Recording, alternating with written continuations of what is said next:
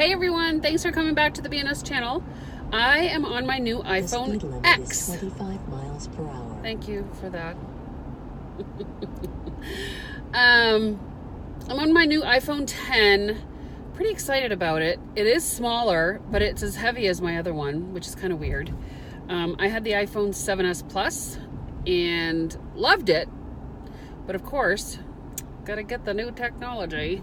So I went and splurged and got the X, and I kind of like it. I really kind of like it. It's like the perfect size in your hand. It's a little bit of a,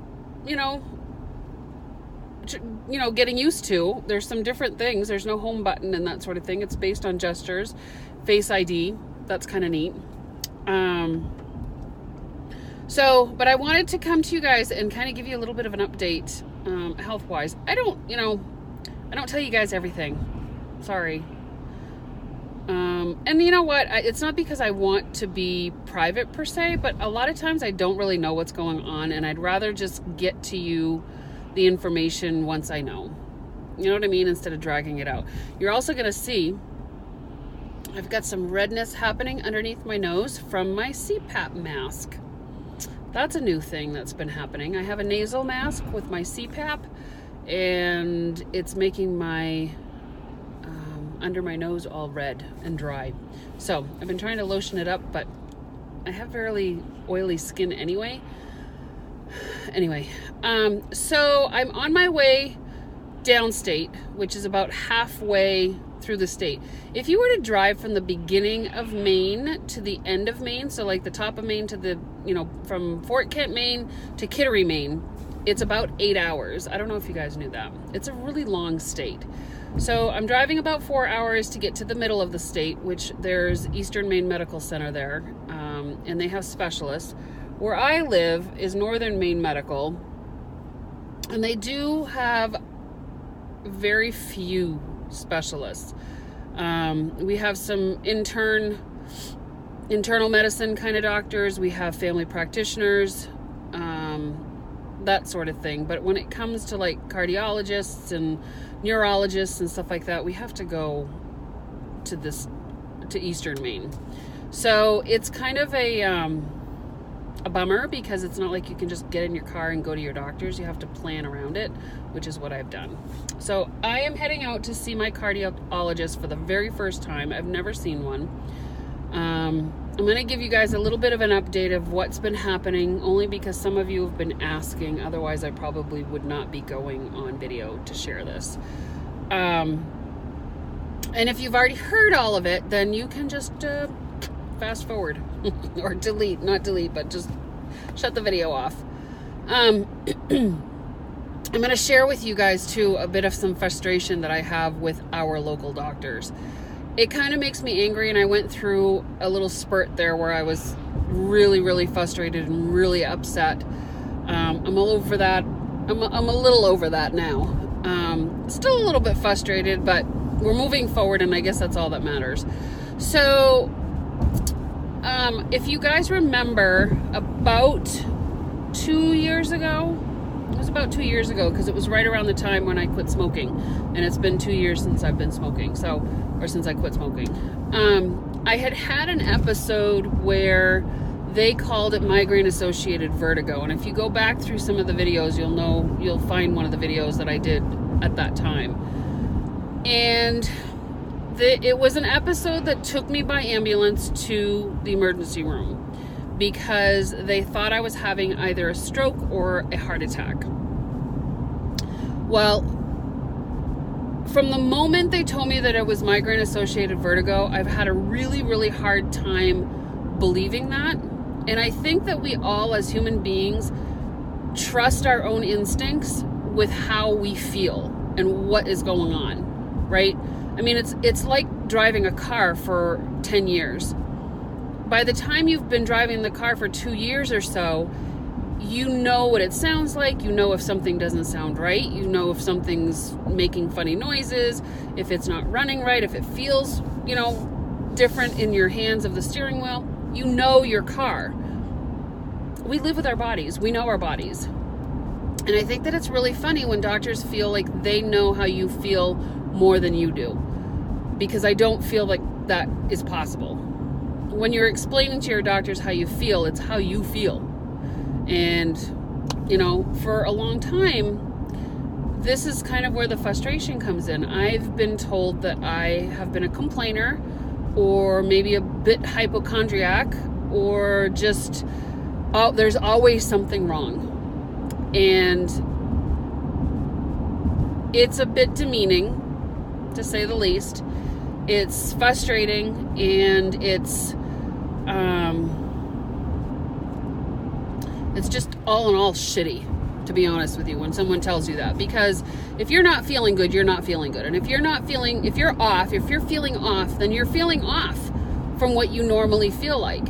And so when they told me it was migraine-associated vertigo, I didn't believe it. I had a hard time. I remember telling them, look, it's not like I don't feel like the room is spinning.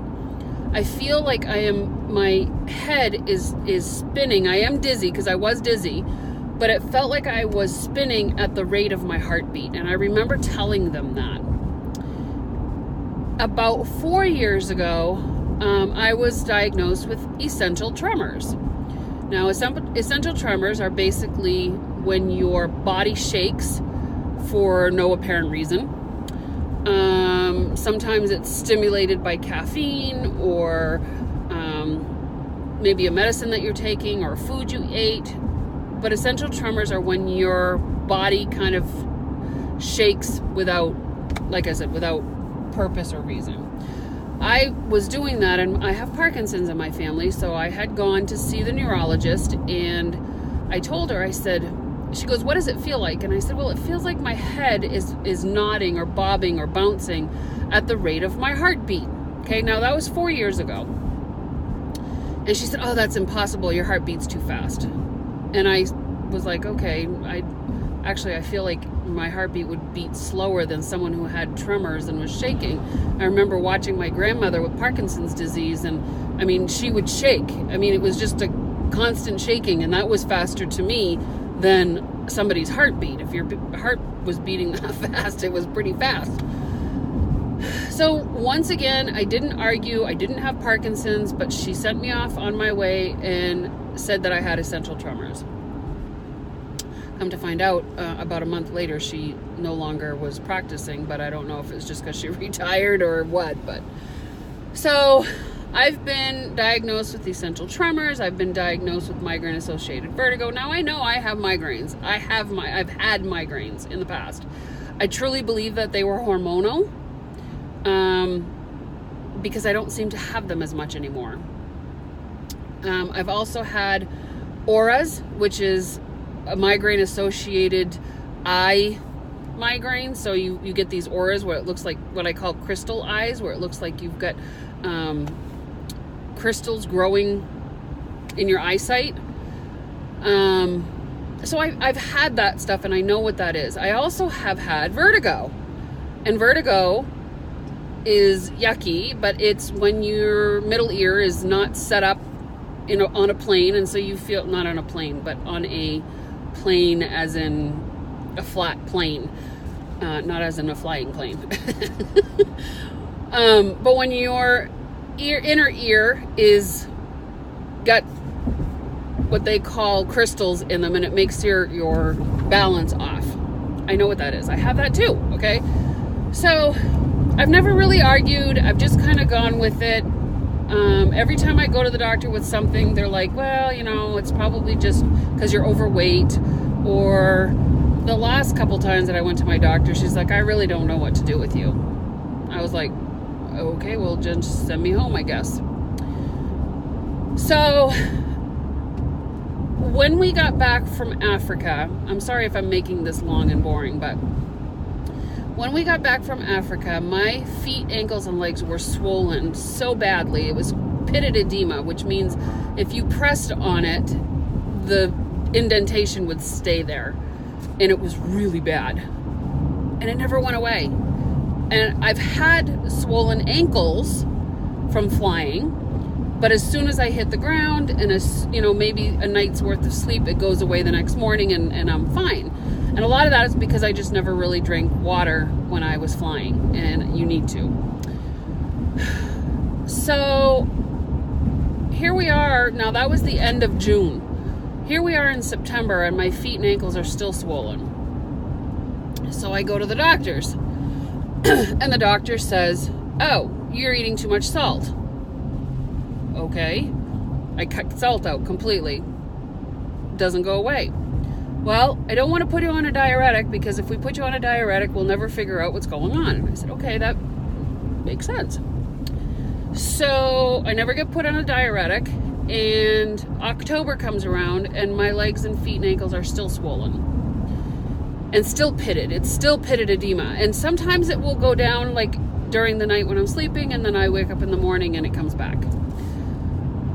So finally, one of the days that I was supposed to have an appointment to go in for this as a follow-up, my doctor is not available, the one that I had been seeing. And I don't know how many times people kept saying, Edie, change doctors. Edie, I'm like, there's not many doctors around here to change to. So, I don't have a lot of choices. So anyway, it was a physician's assistant who saw me that day. And I went in and I said, I'm having this issue. It hasn't been going away. And he says, I don't want to give you a diuretic either. He said, but I think I'm going to do some tests. I'm like, okay, finally. So we did a bunch of blood work. Everything came back normal.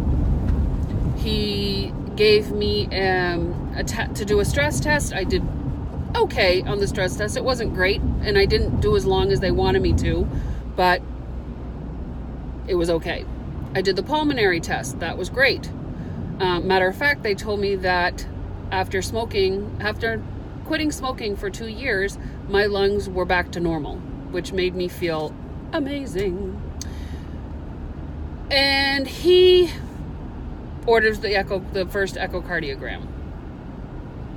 The echocardiogram has to be read by a doctor in a different hospital who's never seen me. He reads the cardiogram. He sends it back to my doctor. I follow up with my doctor, and she says, oh, there's something not right.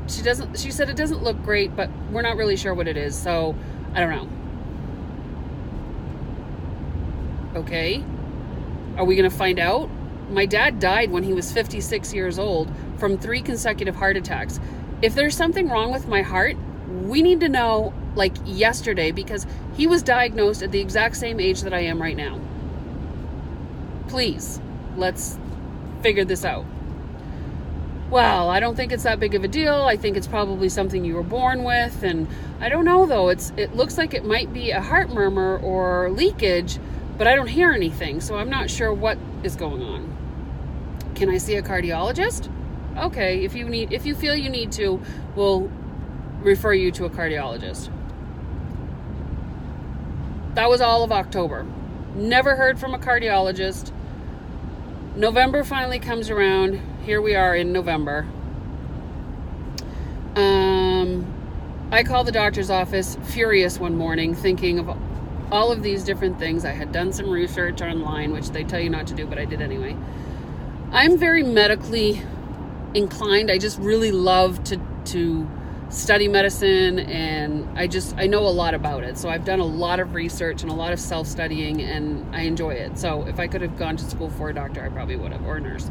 Anyway, so I find out, well, no. Okay, so let's go back. So I called the doctor's office and I said, I want another echocardiogram done, and I want it read by another doctor. Really? Yeah, really, I do. So we finally call the echocardiogram, go in for that second one. When I go in, it's a different technician. She goes, didn't you just have one like 3 weeks ago? And I said, well, yeah, it was about a month ago. And I said, for whatever reason, it seemed to be inconclusive. And I said, so I'm trying to find out what's going on with my heart. And she goes, well, what do you think it is? And she said, well, they said something about an aortic valve. And she said, okay, well, we'll go and look at that. She was a very good technician. So while we're there and doing this second echocardiogram, she goes, Edie, it's plain as day what's going on. She goes, look, I'll show you. So she shows me what's going on, and I leave the echocardiogram.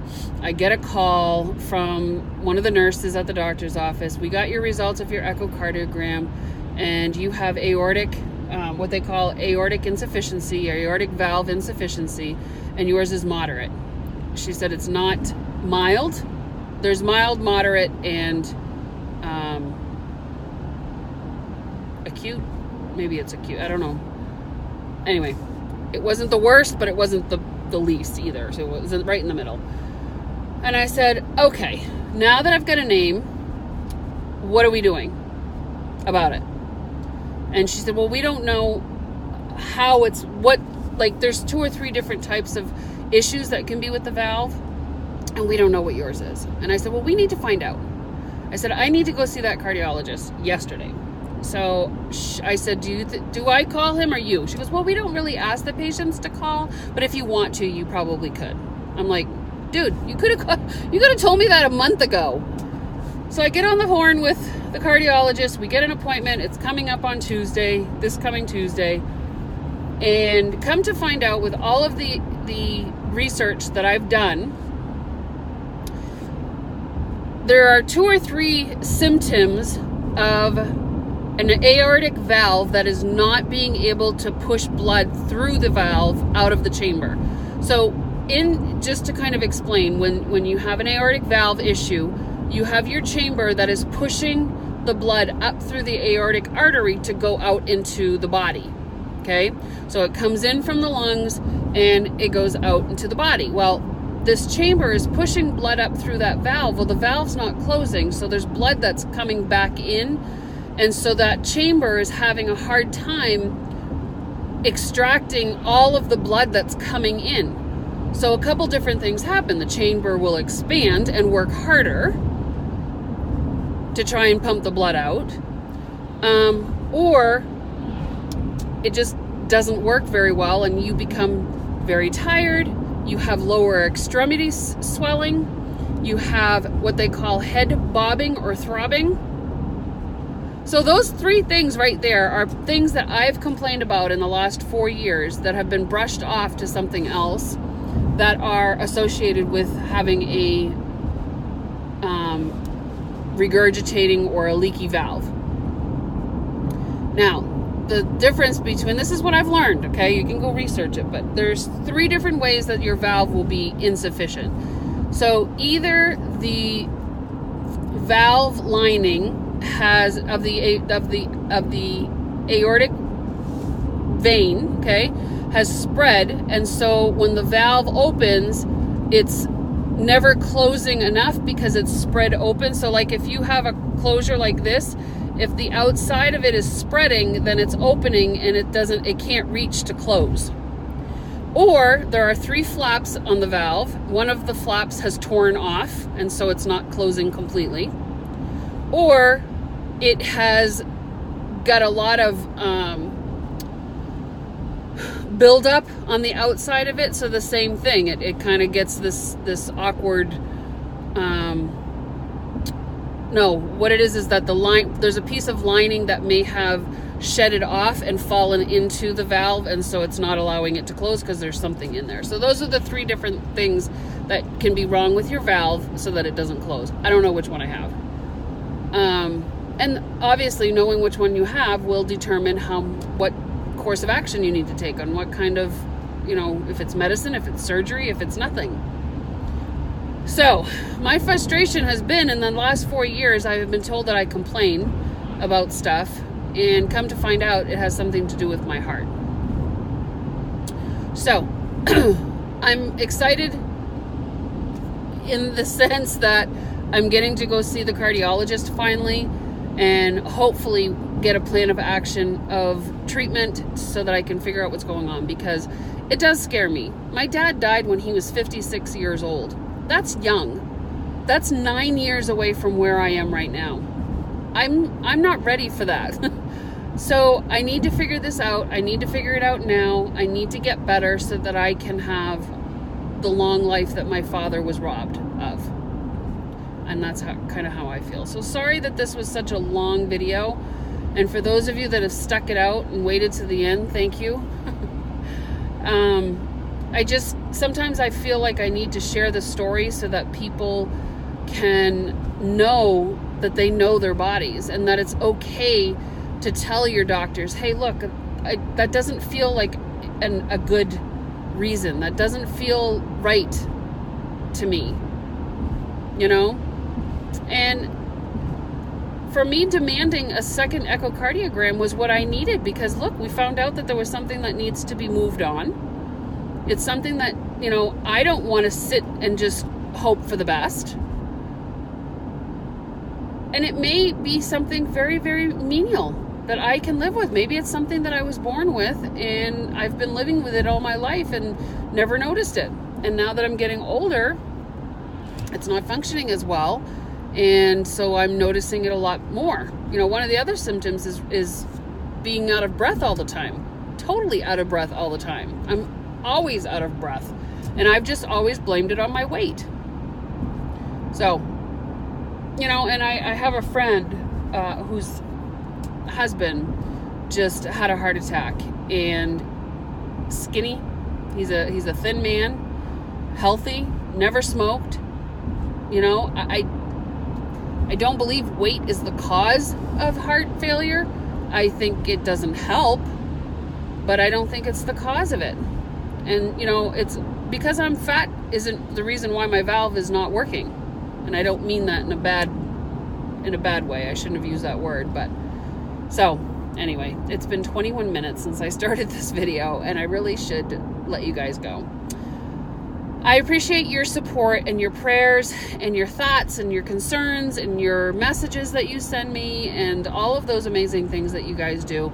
I try not to put all my personal yuckiness out there for everybody, but sometimes you guys ask, and it's a lot easier for me to explain it like this in person kind of a thing than to try and type it out. So, with that being said, I'm going to continue on my, well, look, we almost did an hour together. I got 3 hours left of my drive, and I'll be there. So I will talk to y'all later, and I'm sure you guys will see me on this trip, throughout the trip. So have an amazing Sunday, and love you all. And again, thanks for the prayers. Don't forget to hit like, subscribe, all that good stuff, guys. Support me. You guys are amazing at supporting me. So, all right, have an amazing day.